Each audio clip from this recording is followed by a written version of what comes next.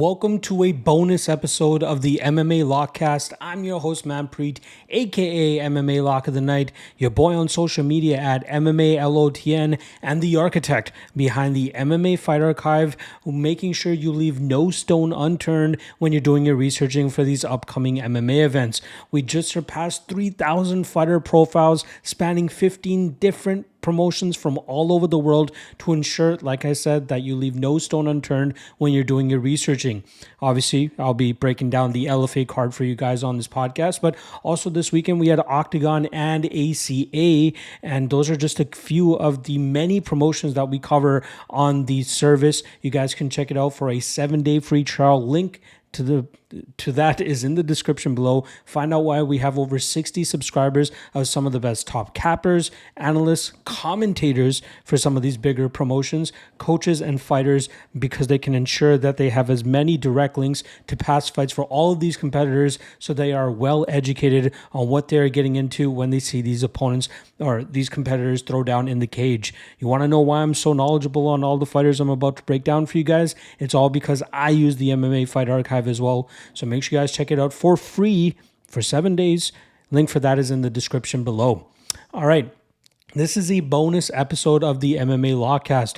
Something that I want to do in 2024 is at least once a month drop a podcast or a full card breakdown on a regional MMA event. Now, for the public, I normally do breakdowns for the UFC. I used to do it for Bellator, but now they're the PFL, so I'll be doing PFL breakdowns for the public, as well as the Contender Series. But on my personal Patreon page, the Lock of the Night Patreon page, I also do breakdowns, written breakdowns for Cage Warriors, LFA, KSW, ACA, and OKTAGON.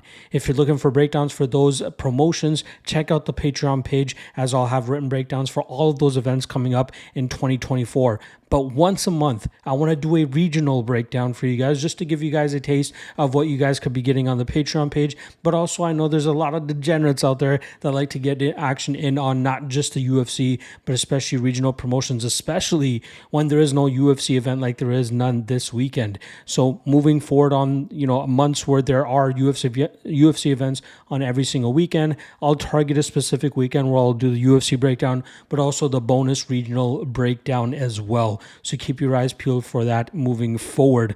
Hopefully you guys enjoy this LFA breakdown. It is currently 4 a.m. The fights kick off in just about 12 hours. But I originally was planning on doing the OKTAGON breakdown, but I've seen a couple breakdowns on YouTube for that card already. So I thought I might as well tackle LFA 175, considering I haven't really seen anybody do it. And I'm sure it is one of the more popular regional promotions as well. All right.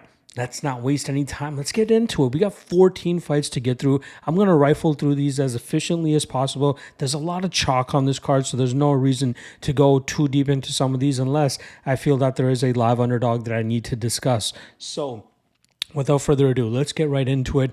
I talk about chalk. We have a couple chalky matchups right off the bat. Also, something I just want to quickly lay out there. LFA is now broadcasting all of their fights. They will have a prelims portion. They'll have a featured prelims portion. And then they'll have the main card, which goes down on Fight Pass. The prelim portion will all be on YouTube. Thank God. LFA, being one of the top regional promotions, has for a long time never shown the first handful of prelim fights on the card, usually leaving it up to people that are there live to report to us whether, what the results are. But now we'll finally get access to seeing every single matchup, which is very important, especially for these Brazilian LFA cards, as there's a lot of solid prospects, undefeated prospects that we've never gotten to see compete because the LFA would refuse to broadcast those fights. But now we're finally getting them. And I'm very excited because there's a lot of talent here on the early portion of this card that I can't wait to see. The first of which is this minus 1,200 favorite in Aiza Bertolso. She's going up against Fabrizia Ketlinn, who comes in at plus 750. Bertolso is probably one of the more dangerous of the two prospects, or two women's MMA prospects, that I'm going to be speaking about in these first two matchups. She has a solid striking game, but she does her best work when she's able to get her opponents to the mat, and she does great in terms of transitioning, scrambling, working to a dominant position, and then waiting for a submission opportunity to open open itself up so she can secure that and take it on home with her. Her opponent this weekend is a relatively inactive professional MMA fighter. She's a lanky striker, but doesn't have too much power behind many of her shots. She's had 3 fights between her amateur debut back in December of 2020 and then her most recent professional fight, which was back in October of 2022. She's pretty much been sitting on the sidelines since, but has been competing in grappling competitions, but she's still just a white belt, and I think she's going to be in for some shit against the much more well-rounded and way more experienced Eiza Bertolso. But at minus 1,200, there's no reason to throw something like that into a parlay, considering how little of value that it actually adds. And in case there's any banana peel moment, do you really want it to be the minus 1,200 that ends up blowing up in your face? Regardless, I think she cruises, and I think she gets it done within the first 2 rounds by submission. Next up, we got Beatrice Consuli coming in at minus 1,000, going up against Carol Foho coming in at plus 650. Now, similar to Bertolso, Consuli also took the IMMAF pathway to professional MMA, where she went over, I think they were representing Bahrain, if I'm not mistaken, and she had, I believe it was 12 straight victories, or sorry, she went 12-1 on the amateur scene, with her lone defeat coming to Victoria Dudikova, who's obviously in the UFC now, but she also has a win over Eduardo Mora, who's in the UFC as well now, but she mainly uses a grapple-heavy approach. She looks to take her opponents to the mat and then do good work from on top, whether it's controlling or working to a dominant enough position to get a finish. However, she's more decision heavy than she is finish heavy compared to Bertolso, who I just spoke about. Foro, on the other hand, is a kickboxer who is very mediocre at best. She has 2 professional MMA fights where she's beaten both of her opponents, very low level opponents, I will say that as well. The rear naked choke victory that she got, it was the weirdest and worst rear naked choke attempt I've ever seen that's actually been successful, and she's able to get the win there. And she showed decent takedown defense in her second matchup against an 0-3 opponent who had shot a handful of takedowns, but I believe that we're going to see more better opponents against Foro, especially this weekend, who will likely be able to secure those takedowns. But I think in this specific matchup, minus 1,000 is not worth it at all, but plus 650 on Foro, not worth the sprinkle either at those big of odds, in my opinion. I think Consuli will likely be able to jump on the back of Foro in these clinch situations where she'll be able to push her up against the cage and then find her way to the back and then jump on the back. And I think that could end up sinking in or rear naked choke at a certain point, but I think that's where she's going to be able to get the majority of her control time. Regardless, minus 1,000, no need to throw in something that heavy into a parlay, but she does win this fight, and I think she wins it pretty easily. Moving on to another chalky favorite, we got Reginaldo Jr. coming in at minus 1,200. He's going up against Gustavo Henrique, who comes in at plus 750.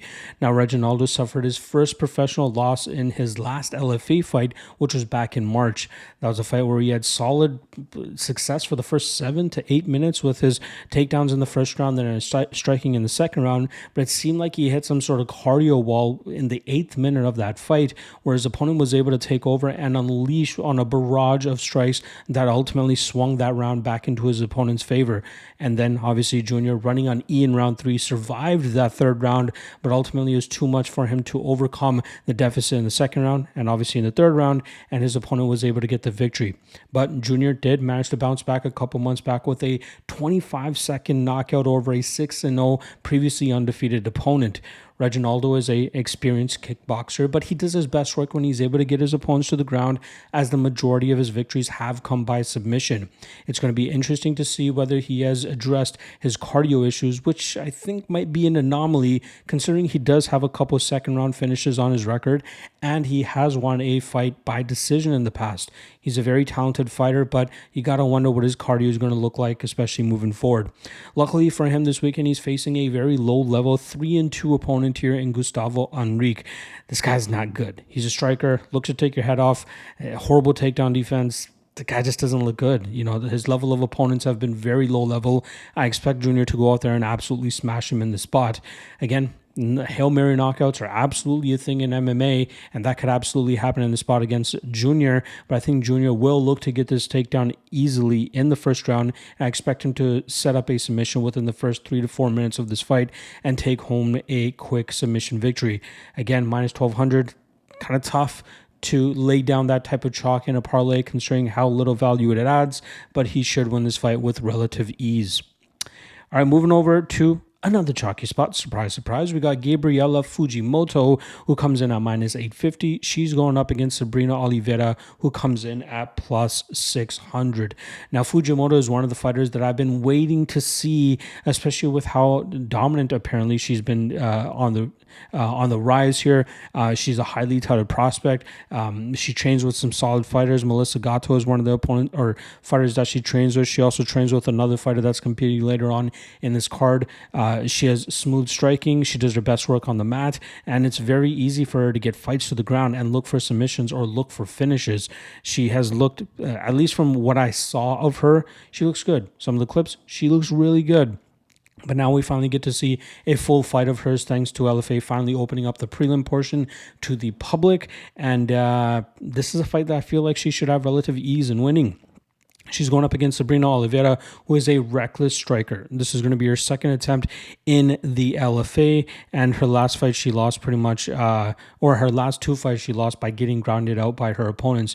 She throws with a lot of volume. She likes to move forward. She likes to throw a lot of strikes, but she leaves a lot of openings in terms of opponents being able to change levels, drag her to the ground, and put her through the ringer. I expect Fujimoto to grind this fight out pretty easily, and I wouldn't be surprised if she's actually able to muster up the first finish that we will see Sabrina Oliveira suffer. So give me Fujimoto and Fujimoto by smishing.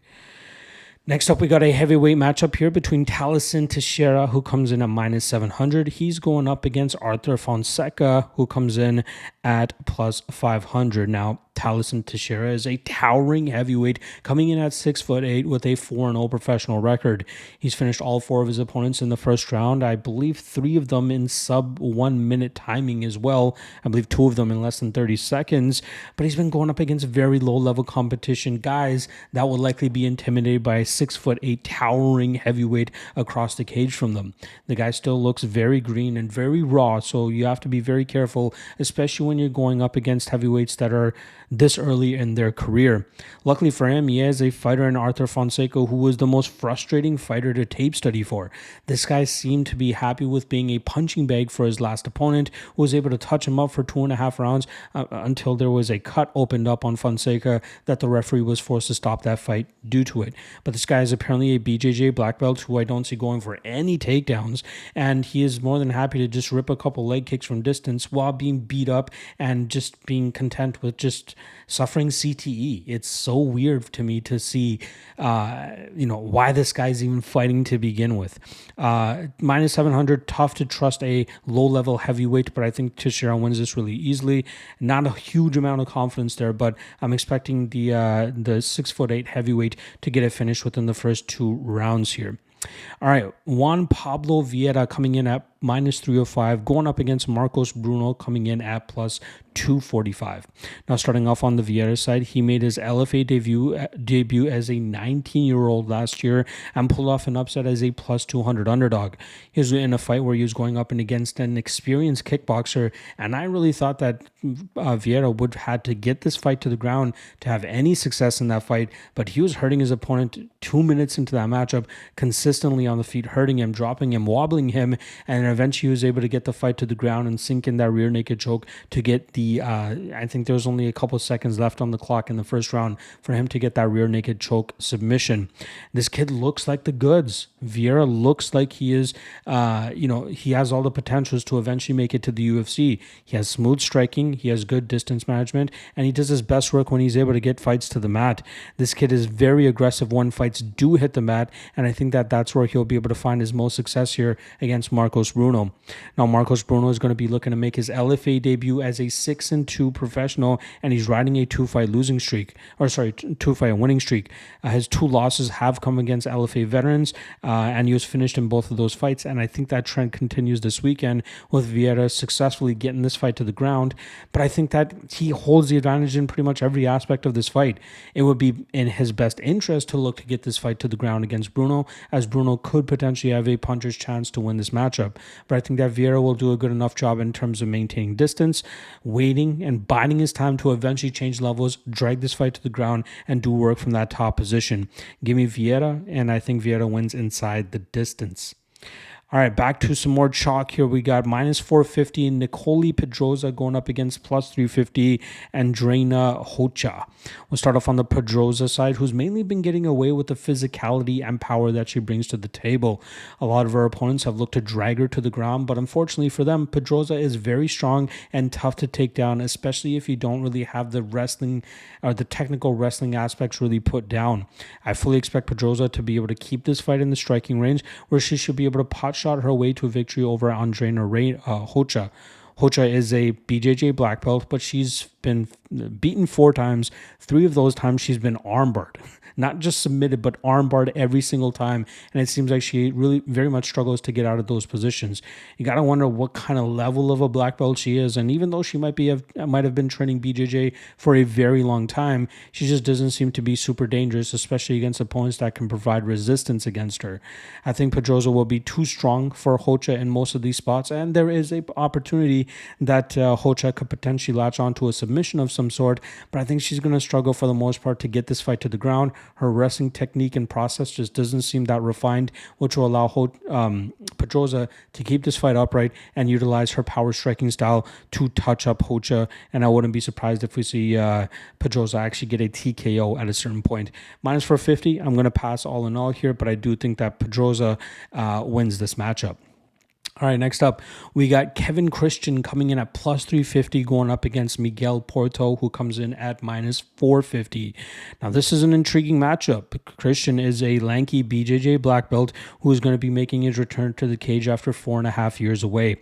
I believe this kid is a civil engineer, so it seems he's been kind of focusing on his career more often recently, but has been staying active enough in the gym and is more than ready to take this opportunity on a big stage like the LFA. The kid does a decent work with his striking. He's long, lanky, and actually produces some decent power for somebody as stringy as himself. But I think he is most comfortable when he's able to drag opponents to the mat and utilize his long limbs to set up submission opportunities. But you gotta, his size is insane for this weight class. He towered over Miguel Porto at the weigh-in face-offs, and I think that could end up being a huge difference maker here in terms of him getting his hand raised. Now, Miguel Porto, he pulled off a huge upset in his last matchup against the kid's name is escaping me at this moment in time, but to me, Porto just looks like a power puncher who will start to fall off as fights get into deeper waters, but he was able to get the second round finish over his last opponent. I fully expected his last opponent to try to drag this fight to the ground to stay away from the big power of Castro, but Castro was able to nullify most of those takedown attempts, keeping this fight in the striking realm, where he eventually was able to land the bomb and put him away.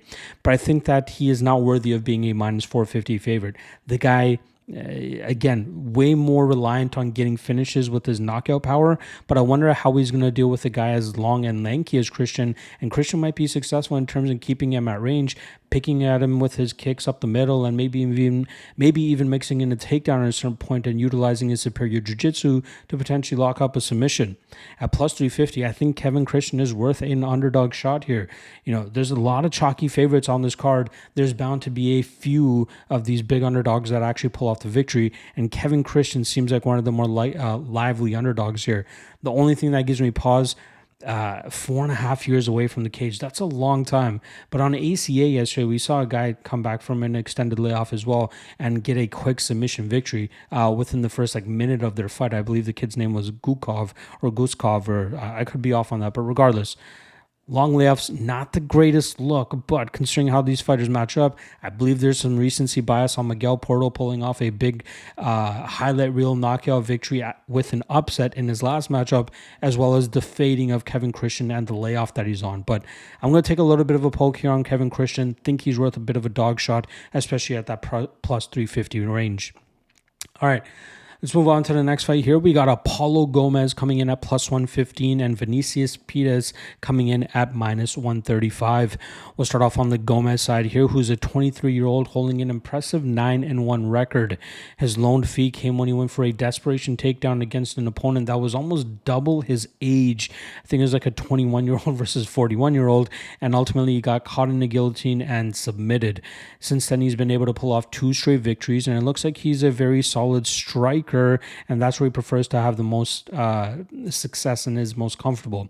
It looks like he's been working on his grappling game, which is what he's been relying on to get his last couple of victories, but you gotta believe working out of the same camp as Charles Oliveira. That's something that they're going to be working on over and over again to ensure that the grappling aspect of their game is fully caught up so that they can, put on a full MMA performance if that's what's required of them.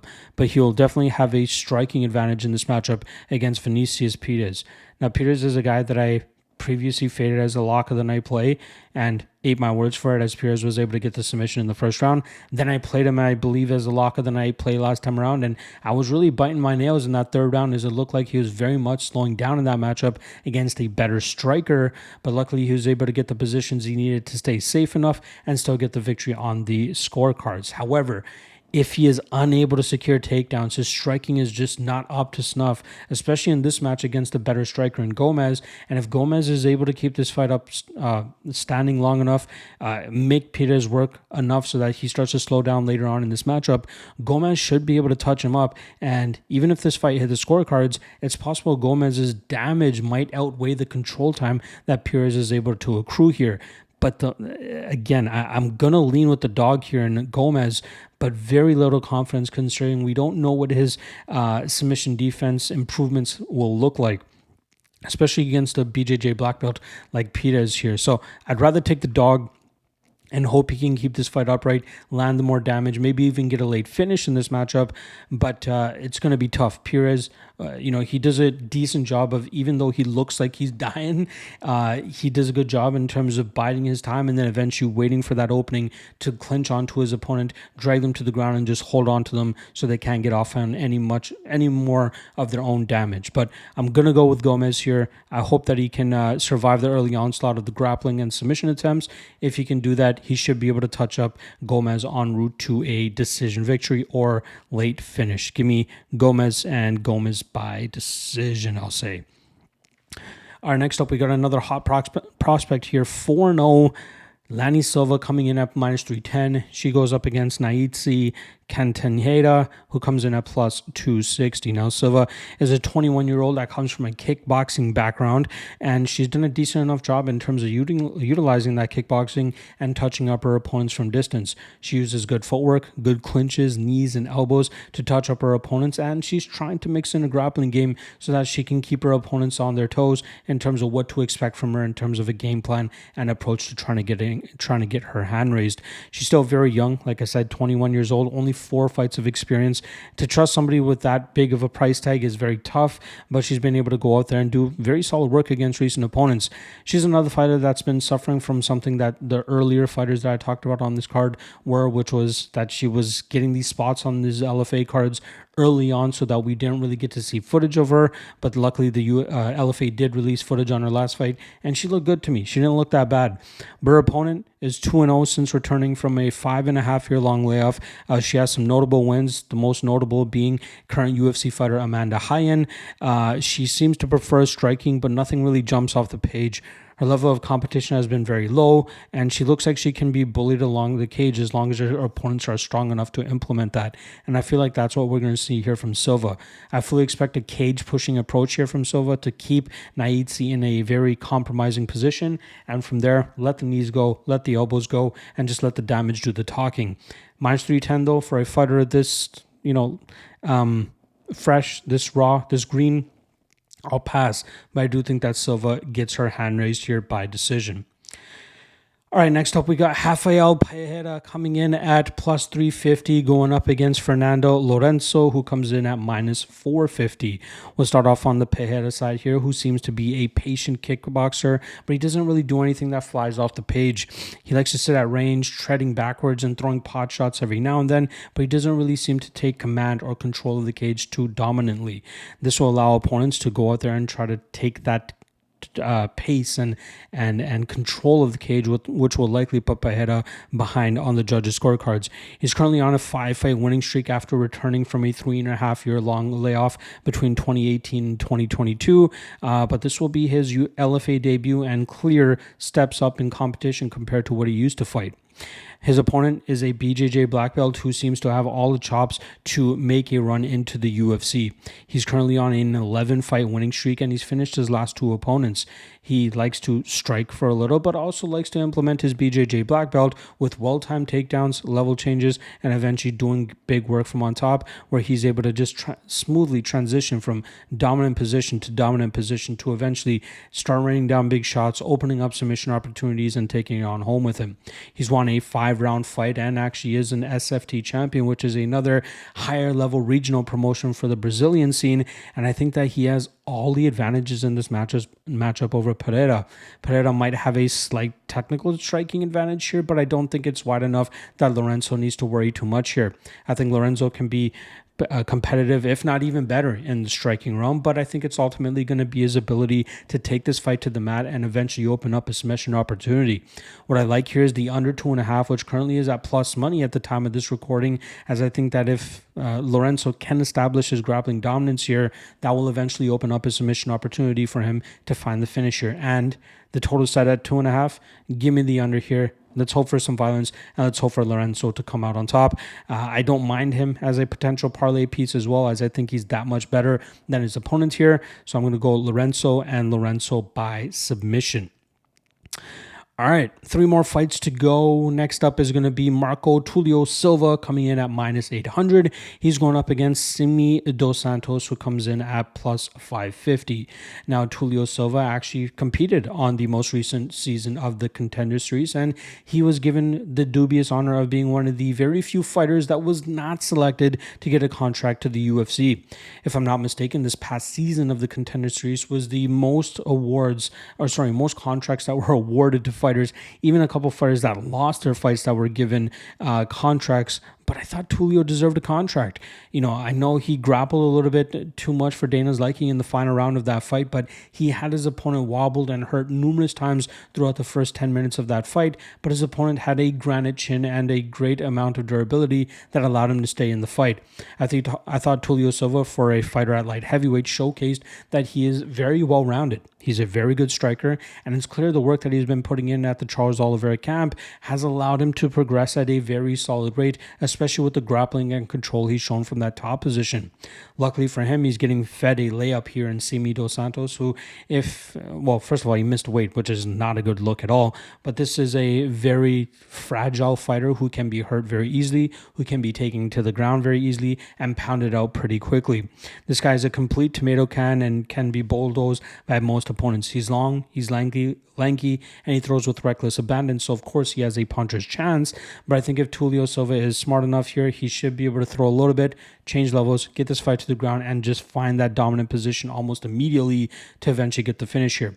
If Tulio Silva can do this in emphatic and highlight reel fashion quickly, UFC could plug him into a potential short notice spot, or at least just bring him on full on as his second attempt at showing out for the UFC. But this is a huge squash match. The under 1.5, anywhere from, it's from what I saw last, minus 150, minus 155 on a couple of sports books. Absolutely possible to go out there and get the dub here.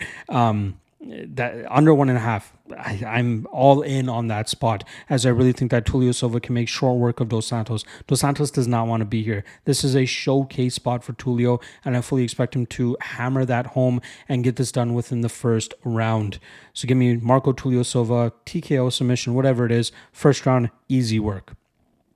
All right, next fight up, probably the one that I am most excited on the entire card. We got Anderson Ferreira coming in at minus 175, going up against Samuel Silva, who comes in at plus 150. Now, we'll start off on the Anderson Ferreira side, who I'm now 0-2 picking against in the LFA, as he came in mainly with a kickboxing background, but he does have a solid winning streak going on right now. He was 1-3 in his previous 4 fights, but now finds himself on a 4-fight winning streak. 2 of those coming in the LFA, both of those coming by finish, if I'm not mistaken. He throws a little bit recklessly still. I'm not fully impressed, even though he comes from a kickboxing background, but he does throw with power. He does find his openings, and he does hurt his opponents badly, and he obviously is able to put them away. He's, again, does a decent job in terms of controlling the pace, controlling the distance, but I think he's in for a tough night here against Samuel Silva, who does a great job in terms of exchanging in the pocket with his opponents, but can also take fights to the ground and do good damage from on top and find submission opportunities as well.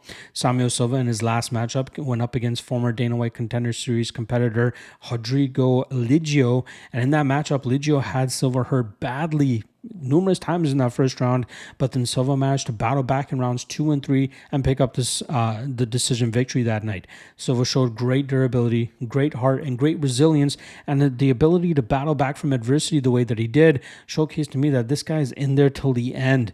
I think he's going to be up against it here against Anderson Ferreira, so I understand why Ferreira is the favorite here, but if Silva can avoid that early knockout power, I think that he can implement a grapple-heavy approach here that could allow him to have success and potentially even find the finish over Ferreira.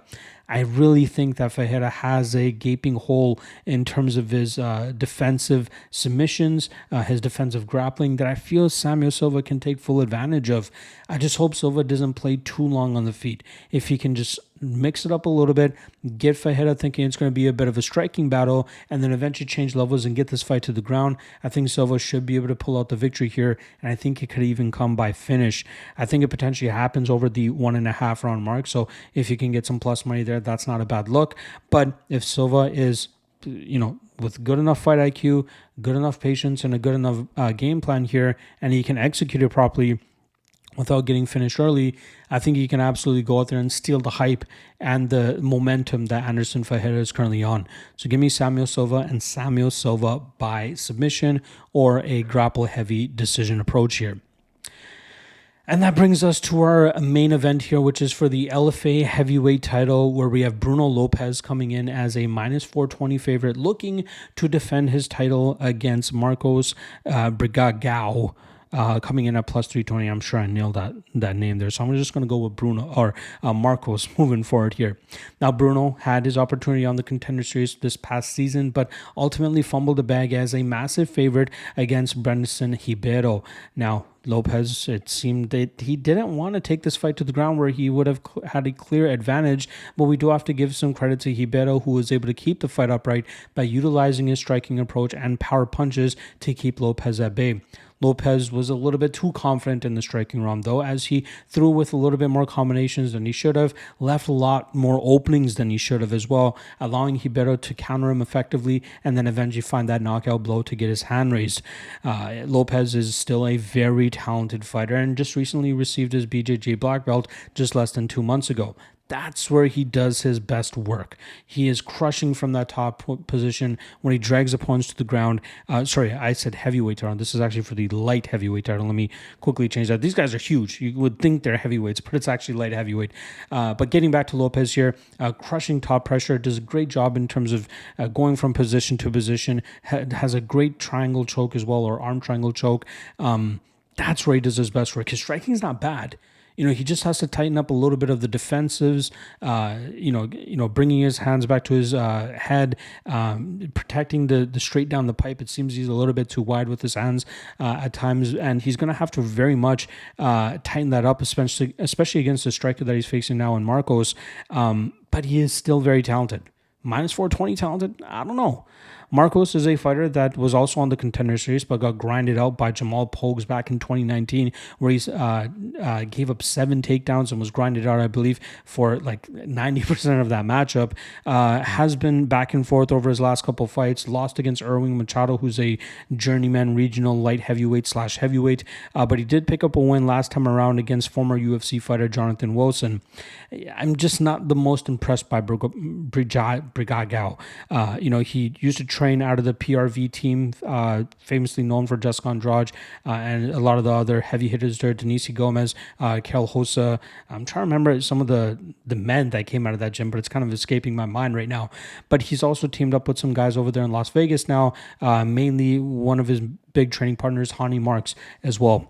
He's a long, lanky, light heavyweight that likes to utilize his striking and his Muay Thai from distance, but doesn't throw with the heaviest of intentions, which makes me believe that Lopes can kind of contend with him in the striking realm and eventually just take this fight to the ground and utilize his grapple-heavy approach.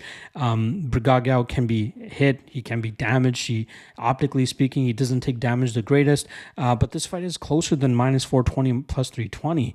I'm still going to lean Lopes here. What I might like the most is actually the over 1.5.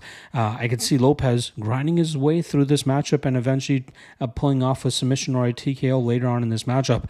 7.5 minutes is not a long time, especially if Lopes looks to take his grapple-heavy approach.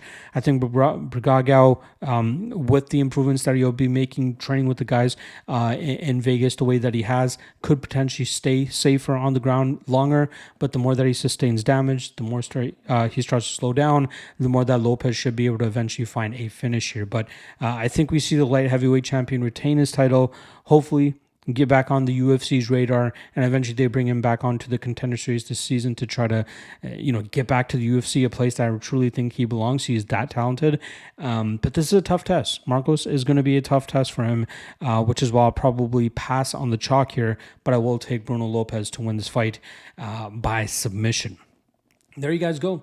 14 fights broken down for LFA 175, your bonus regional MMA breakdown. Again, I'll have another one for you guys next month. But if regional MMA does interest you and does intrigue you, again, I do breakdowns for LFA, Cage Warriors, ACA, KSW, and OKTAGON, all on the Patreon page in written form. Check the link in the description below for that. Otherwise, good luck on all your action this weekend, folks. Again, OKTAGON goes down noon Eastern time is when the card starts. I'll have some plays for that and written breakdowns on the Patreon page. If you're looking for early action, that's where you'll be able to get it. Otherwise, good luck on all your action this weekend.